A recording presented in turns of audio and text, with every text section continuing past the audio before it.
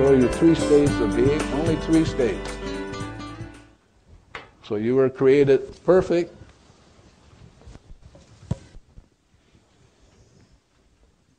This is the 0 state. This is cause. This is the effect. So as long as you're 0, there's nothing. As long as you're 0 instantly, Jesus says, seek ye first the kingdom, then inspiration will show up. Well, inspiration does what? You have your talents. You're gracious, like Joe Vitale. One of the things by him, he's a gracious. So you really become Hawaiian at heart. You become clear, gracious. You become what the Hawaiians call, e koma mai, my house is your house. Or you can hang around with trash. This is memory replaying, and what you end up with is suffering, as my friend Buddha says, or as you hang around with disease. You hang around with problems. Now the only question is, which are you going to choose? Well, if we're stuck here, like I'm stuck most of the time, then I have to be 100% responsible. If I erase this, which is the cause, then I'm back to 0.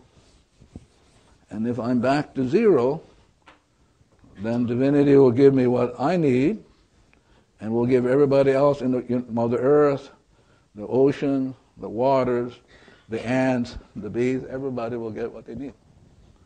Yeah. So I'm going to pause to see if you have any questions. Yes. Oh, those New Zealanders, my gosh. You can't even understand them, you know? Yes. Robin, why don't you stand up so we can hear you? Hello. Yes. My question is this, is if we clean, then we can go early. Yes. Oh, you got it. Got it. I can go early too. Yes. Yeah. So hurry up, everybody. Let's clean up. I paid her to say that. So please, I'm willing to entertain any questions. Outside, for me, if you ask me, I would just clean. But in the room, we're here to be 100% responsible. Yes, please. I have a question over here. And can you tell me your name? My name is Amy. And can you tell me a little bit about your family? About my family? Yeah, Mama, Papa, what's the family, relatives, and ancestors? Mom and Dad, Cuban, came from Cuba about 40 years ago. My mom passed away in March this year. Okay. And I'm one of these so-called healers, right? I'm seeking to heal myself through other people. Yeah, but we're 100% responsible, you know? Right. Yeah. And so when you say this, I think I understand, but I really don't. So now I find myself in a place where I feel like a complete fraud and totally confused. And see, now the fact that you're saying that, you can erase it. I love you. Whatever's going on in me, and I feel like a fraud, I love you, thank you. Thank you for coming up. Because you have to realize the only reason you and I are here is because to clean up our stuff. We're not here to do anything else. Right. Yeah, and so as you're talking, hopefully everybody else was cleaning. Got my fingers crossed. Yeah. Because I am. I have one more question for you. I have based, I guess, my whole entire existence around, or I guess I fooled myself into thinking that I'm very altruistic in my nature, and so now I feel like I want to help people, or I want to do something. So now I'm confused if the people who I help through my healing, through my spirituality, whatever, how can I do that if I erase, and then all my people will disappear? Well, hopefully that would be the point, right? Afraid of her income, you know?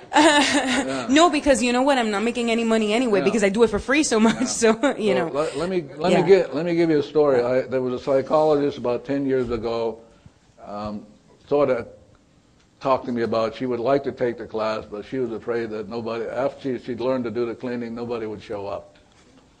And I said to her, well, you're not working on anybody. You're only working on yourself. the people who think they're helping other people are a pain in the butts. Thanks. Absolute pain in the butts. Yeah, because if you help yourself first by being at zero, she would be at zero and she would be willing to pay you. But if you think you're helping them, you're going to get burned. Let me give you an example. There was a woman in Japan who raised her hand, and one of the things she said, I have an autistic child. Okay. Now, throughout the class, the weekend, occasionally she'd have a break, we'd have a break, and she'd come and talk to me, and she would say, can I do an energy work on you? So now I'm cleaning on that. Only divinity can do that. So I'm watching the cleaning, and what happened to her, she had an autistic child because of what she was doing. She was helping other people when in fact she should have been helping herself, and helping herself heal other people through her and get paid for it. Okay. So now my friend, Dr. Jarni Lee in Hilo, Hawaii, works only 3 days a week and travels a lot and makes a lot of money. I would have liked to have asked her for a commission, but I was slow on that. Yeah. But she makes all kinds of money being 100% responsible. Mm-hmm. Yeah. Okay. And that's something that you can do and get paid for doing. In other words, if you're willing to, if you have clients, if you're willing to work only on yourself, about them, you'll be fine. And you'll get paid. I would get paid. Why are you not getting paid? And I would quickly point out that the concern about making money is actually one of the things you want to clean, and that when it's gone, the money shows up. Shows up automatically. Yes. Tons. Yeah, I mean, tons. I have a client who I've had for 15 years. His income went from being kind of like 10, 20 million. Now he's worth $500 million. I keep saying to myself, I should have asked him for a commission on these things. Yeah. So, story is the data is only in you. And if you are willing to work only in the data in you, everybody else will be zero. If you're zero, everybody else will be zero. If you become inspiration, everybody else will. Everybody else will. How wonderful to know that. By healing, quotes, the memories in you, everybody else gets freed up and they can get whatever they came to do. Are we ready for a break, or am I too soon? Anybody else? Yes. Yes. Now you get to clean with this. Don't just sit there now. Hello, ladies. You get to clean with this. Oh, okay. Just thought I'd tell you that. Yes. Hi, everybody. My name is Marcia. I'm Brazilian. Dr. Len, I've read the book, and I have a question. My husband is very ill. And No. It's my garbage. Wait. Your husband is not ill. It's the data that's ill. Okay. The data in you and me and in them. Okay, but it's a little bit difficult for me to understand. When you say you have to clean, it means I have to say the words in the book, I love you, thank you, I'm sorry. Any of those will work. Okay, but he's suffering a lot, pains daily. No, it's the data that's pain. Okay. Not him. He's perfect. You got to get that. He's perfect. It's the data that's imperfect that he's experiencing, all of us. If you're sitting there not being 100% responsible, he'll continue to be sick, and we will too. I want to let you know something very important. You have extreme pain in you, but you're not conscious of it. I mean, you have extreme pain, but if you were aware of it, you would go bananas. So lucky you're not aware of it. Oh, yeah, extreme pain that you're not conscious. That's 15 million pain that you're not conscious of. And she's talking about this pain. So if you're all perfect, it's the data. That's what we got to get after. We got to get the data. So if she's willing to say, I love you, thank you, just nonstop, it'll go. I cannot imagine the divinity would not have it go. I can't imagine. At least it's not been my experience. Thank you so much. No, thank you. Give us a chance for all these people to be 100% responsible. Yes, back there. To the ill husband, or you're talking to? No, you're talking to the data. To the data. Yeah, Okay. because the data is the enemy. The data is the disease. Now, because we're willing to talk to our enemy, Jesus said, love your enemies. We're going to love the data to death. We're going to love it and consume the data. That's what love can do. But if you're thinking, coping, managing, not giving love an opportunity to do that, we just lost opportunity. Yes.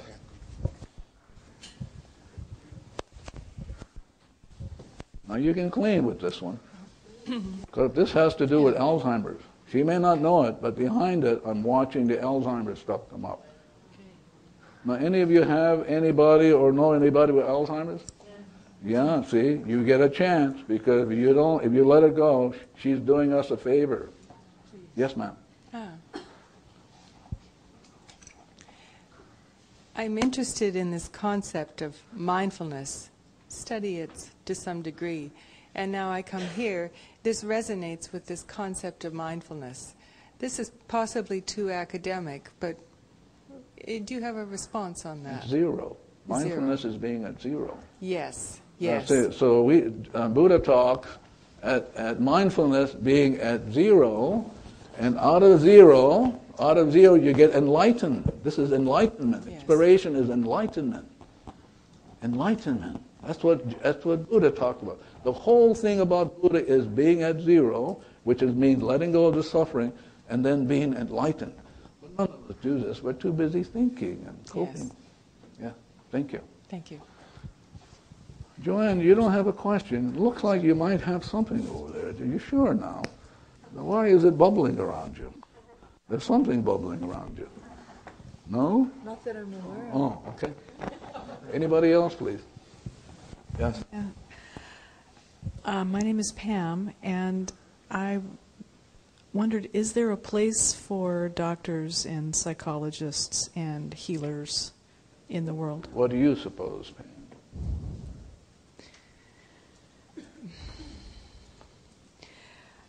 What would you do if you had a toothache? I'd go to a dentist. Yeah, me too. Okay. But before I go to the dentist, I'm going to do my cleaning so the right dentist shows up.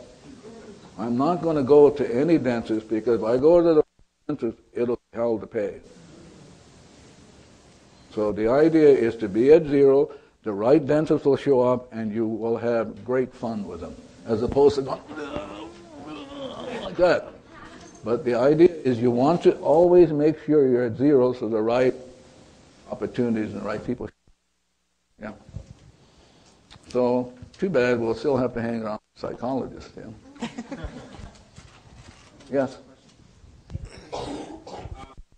No, I want to hear it on the mic.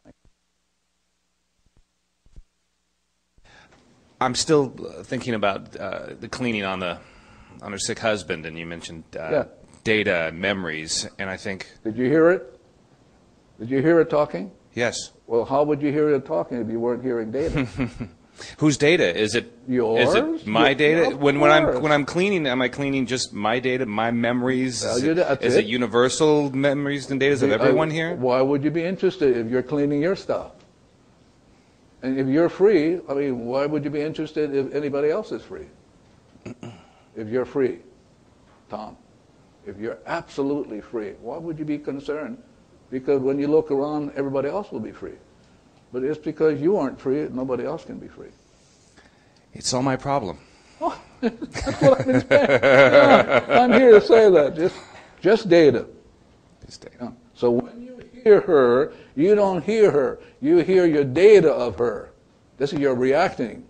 This is the veil that the great sages talk about, sages like Chaucer and Shakespeare. So you never hear, because if you came out of zero, let's say she began to talk, and as you talk, you began to clean. So let's say you talk, she's talking, and I begin my cleaning. Cleaning, just cleaning up my stuff. That's all I'm here to do. Okay, now inspiration comes up. and I will see as God sees. I will hear as God hears. I will act as God acts, because I'm moved by inspiration. But I can't be moved if I'm into bullshit. Really. Most of the time, we're just stuck in the data.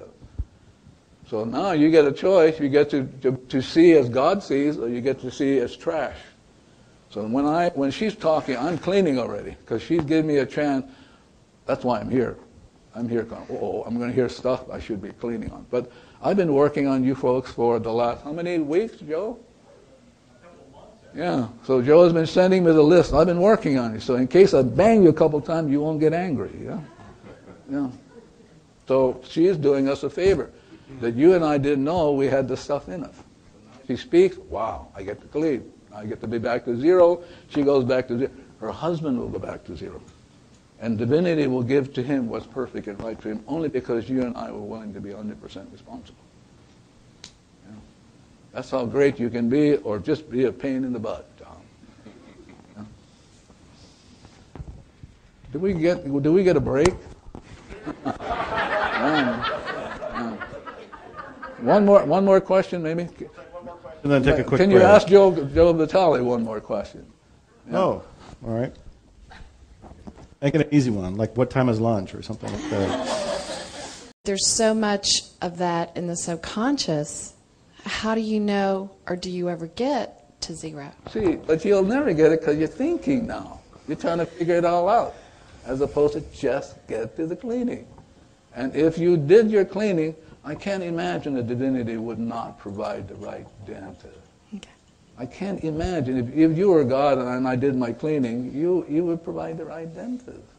But we're always in, how do you know? How come? I mean... That was a great answer. Yeah. But can you tell us how you wrote the book? I wrote it by being inspired. I wrote the book by not writing the book.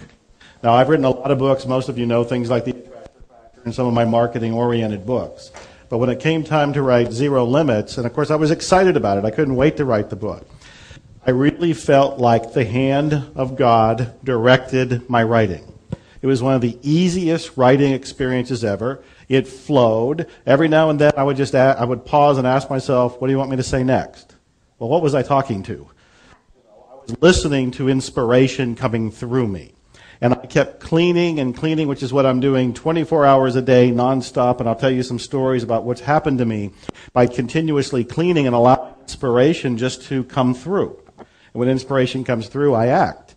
For the book, I just kept writing. I actually wrote it in a very quick time period. It seems like I wrote it in a couple weeks. And then I think we went to Poland. Well, I gave it to you to review. And by the time I came back, he had reviewed it. I went ahead and tweaked it a little bit, and the book was done. Not only that, when I sent the book to the publisher, now remember, I just finished the book and I sent it to the publisher, that book was listed on Amazon as a pre-publication book. Because of the clearing, because of the energy that I was putting into this, because of an article that was an excerpt from the book, that book became an Amazon bestseller 6 months before it was published. Now, I tell you my part in it. So he sends it to me to look at. Well, there's no way I'm going to look at it. So I do my cleaning, and as I'm watching page after page, up to about 150, I heard Divinity says, put it away. This is done. Don't do any more. It's done. So I said to him, I'm done. And I thought he read it. But you know, you're looking to clean because you're looking to have God read it. And as I was watching the eyes of God reading it, I heard really clearly, it's done already. Don't be messing around with it. Don't be trying to put a comma here. No. So I go, oh, okay. Like that. I literally had to tie my hands, you know? I would like to take a break. Let's take a quick break. Finally, just like the guy 5 looked minutes. at me and he says, "Are you a movie star?" And I thought, I don't know where this is going. And I said, I don't really know what you mean. I'm not really a movie star. He says, yeah, I think you are a movie star. And he says, I've seen you in a movie. And I said, okay, what was the movie? He said, Desperate Encounters. And I said, Desperate Encounters, what was that? And he said it was something with Kurt Russell and I think Harrison Ford. And I said, I was in that one? And he said, yeah, you were in that one. And I said, was I a good guy or a bad guy? He said, you were a bad guy. He said, you were a really good bad guy, but you were a bad guy. And I said, oh, really? And he said, yeah, I also saw you in Law and Order. Law and Order, the TV series, I've never even seen it, let alone been in it. And so I'm thinking, this guy has a different view of reality, and he's seeing whatever he expects because he did not believe me when I said I was not in those movies or TV shows. He had his own little programming that he had caught, his own data, and coming through him, through his eyes, and his opinion was, I was just a celebrity movie star who didn't want to be recognized. This guy also said, you know, last week I picked up William Shatner. And I said, oh, really? I mean, we all love William Shatner, right? And I said, what was William Shatner like? And he said, oh, he was not a nice man. He said he tried to steal my wine glasses that he had in the back of the limo. I said, this doesn't sound like William Shatner. And I asked him, I said, how tall was the guy? And he said, like 6'4". And I said, you know, that's not William Shatner. And I said, did he say his name was William Shatner? And the guy said, no, he said his name was Bill Archer. He said, but I know it was really William Shatner. And I thought, boy, we got a doozy of a driver here. And of course, Narissa finally says, have you ever heard of the movie The Secret? And the guy says, no, I never heard of it. And Narissa says, that's the movie he's in. But by then, he thought we were fabricating a completely different story to hide the fact that I was actually in Law and Order and Desperate whatever. You know, this is the man who picked up Bill Archer, who thinks he's William Shatner. Bizarre. But in many ways, we're all doing that. In many ways, we're doing that. We're not doing it intentionally any more than he was doing it intentionally, but there is all of this data that's keeping us from being here. And that was playful data that makes a funny story, but it's still data. So what we're here to do today is to clean as much of that as possible. I have been doing nonstop cleaning to the best of my conscious ability ever since I took my first workshop with him, which is now, I think, 3 years ago. Mark would have to remind me. And for me, it is just saying, I love you, I'm sorry, please forgive me, and thank you, non-stop. It has become my new self-talk. Now, all of you know what self-talk is on some level. You're doing it even right now. That's more of the data that's barking in your ears. And if you listen to your self-talk, it is amazingly critical. And if your best friend talked to you like that, or any family member, you would kill them. But you're talking to yourself. At least the data is talking to yourself in there. And what I've been working on is to replace that negative self-talk with, I love you, I'm sorry, please forgive me, and thank you. I don't say it in any particular order, but I do say it, and I am saying it right now. It's the background talk in the back of my head. When I was listening to him speak, it was going on in the back of my head as I'm standing over there. And as I keep doing this cleaning, inspiration is allowed to come through. One of the examples that I want to give you that happened recently, that I don't even think I showed you, is I was in a fitness contest at one point, and I wasn't drinking any margaritas or anything like that everybody else was drinking, and I was out with friends, and all of them were having a margarita while I was having ice water. And the average of margarita has like 700 to 1,000 calories in it, so it was really off limits. And I was frustrated, and I hit my fist down, and I said, what we really need is a bodybuilder's margarita, a fitness margarita of some sort. Where was that coming from? Where was that coming from? So that idea was coming to me, and when these ideas come, I think they come by grace. They come by a gift. They're coming, I think, from the zero, from the divine, from God. They're coming as a gift. And in that particular moment, I originally said it as a jokingly frustrated moment. But Narissa pointed out that that's actually a good idea. I'm known to follow through on things pretty well, almost to a scary degree. And I now have Fit-A-Rita. And Fit-A-Rita is the world's first healthy margarita mix. This has 6 calories in it. It has no sugar in it. It has no carbs in it. You add a shot of tequila, 6 ounces of water, this, you mix it all up, and you have a healthy margarita. Now, the predictions are, I'm going to make a whole lot of money. Well, it sounds like money as I shake it, actually. I'm hearing money. This is coming from inspiration. It is not me being strategic. It is not me trying to plan out, how can I create some sort of product that I'm going to make millions of dollars when I sell it? That's not working for me. And in fact, I'm at this point, and I talked to Dr. Hulan earlier, and I said, I no longer am creating the experiences in my life. I am agreeing to the experiences in my life. That is a dramatic difference. When I went on the Larry King show the first time, and some of you have heard this story, there were several people, Jack Canfield and James Ray and some other people that went on the show the same as me. And one of them slapped me on the back and said, man, I've been visualizing this moment for 6 years. And I said, oh, really? I've only been doing it for 2 weeks. And it was a playful little thing that I was doing with him, but the truth was I had never done it once. I had never tried to go on Larry King. I have never tried to visualize being on Larry King. That was never, ever one of my intentions. It came by grace. All of these things that have been happening to me recently, and there have been some amazing ones. I opened for Donald Trump in Chicago. They had actually called me 3 times wanting me to go and play. And I told them no the first 2 times because the inspiration in that moment said, you know what, they're not offering you what you really can get. Just say no. Now, on one level, in the back of my head, I'm thinking, this is really kind of crazy. I'm being asked to speak on the same stage before Donald Trump, and Joe Vitale is saying no? Who am I? But something in me just said, say no. Said no. They call a second time. They really want me. They offer more money, say I can speak less, and I don't have to sell anything on the stage.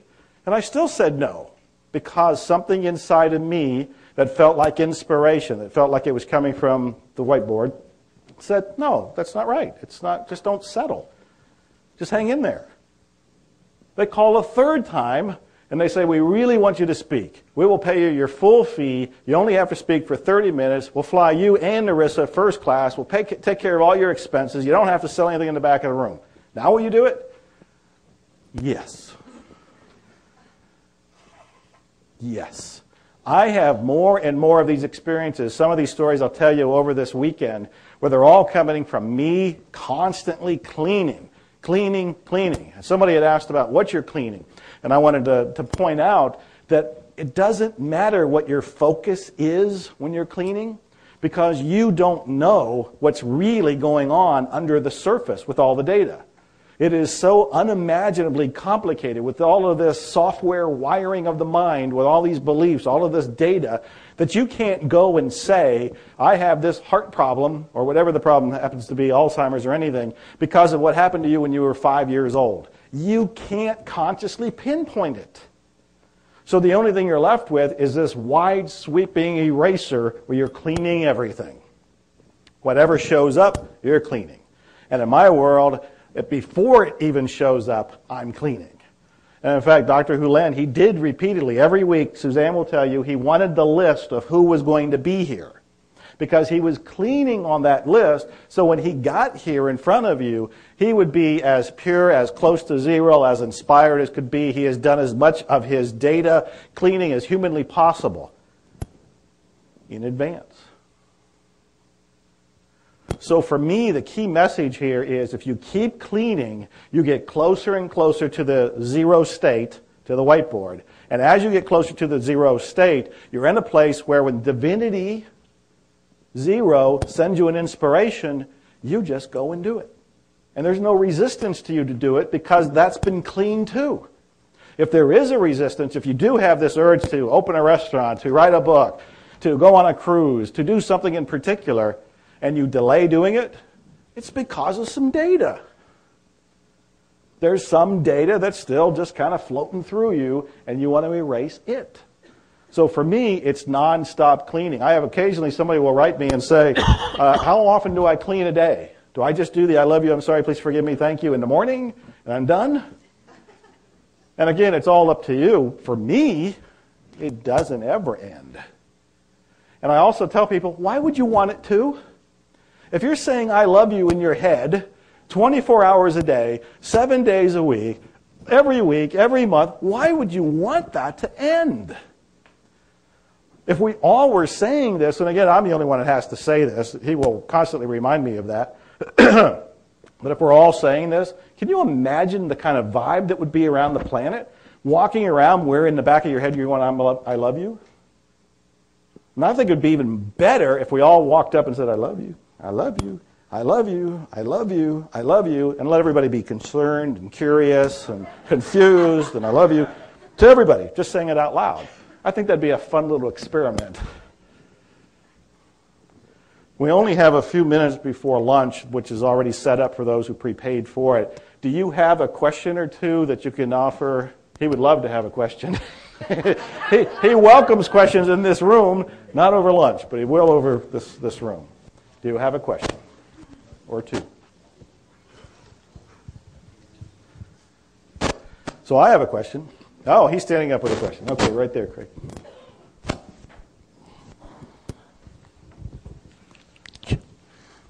Why did it make me angry being in this room in the last session? One more time, so they can hear it and clean it. I'm Jim. Yes. And I wondered, why was my reaction to the last section anger? I have no idea, but I hope somebody's cleaning. We know it's got to be data, but what data? Who knows? And who cares? Oh. Yeah.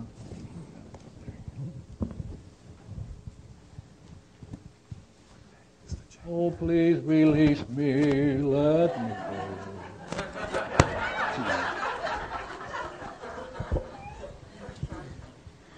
So a minute ago, Joe said, doesn't matter what the focus is as long as we're cleaning. Does there have to be a focus, or can we just be using it as a mantra? I love you, I forgive you, I'm sorry. That's sufficient. Okay, thank you. Yeah. See, what you have to know is I only show you the 15 million, but there are billions. The 15 million, that is only per second. They drop down, more come up. But the data is ocean deep and mountain high. Yeah. I have somebody took the class, and in Dublin, I don't know where it was, Cork.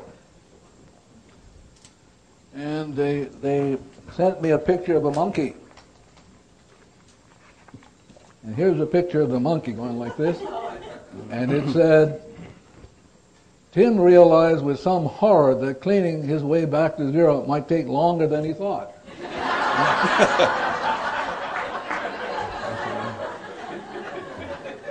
One more question, because I'm really hungry. Right here. Yes. I wanted to answer his question, sure. If I may. I had the good fortune of attending the first Zero Limits seminar at Lake Travis earlier this year, and I sat next to you at the first seminar. The guy stood up and said, "Why am I so angry?" So I don't know the answer, but I'd be glad to talk to you after the session if you'd like to talk about it. Yeah. Talk to him. Anybody? We got 2 minutes. Yes. You ever notice the same people ask questions? Yeah. Please don't feel insulted. I'm just saying that, you know? Yeah. I would like to know why other hospitals aren't trying this out. I mean, that's because such they're like you. They are? Yeah. Okay. Well, I would try it. I know, but they're like you. Not me. I would do it. I wouldn't try it. I would just do it. Okay. See, right now at Hawaii State Hospital today, they have a lawsuit because now social workers and people like that are being beaten up on by patients. That's what happens when you don't take 100% responsibility. They'll beat up on you. That's what happens with women. They get beaten up on because they don't take 100% responsibility.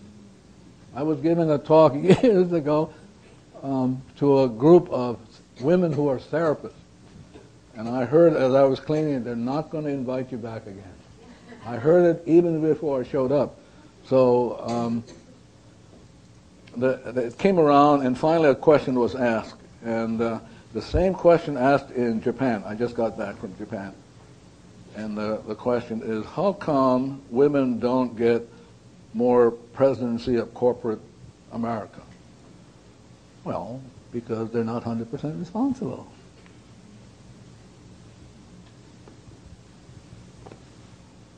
That's the bottom line.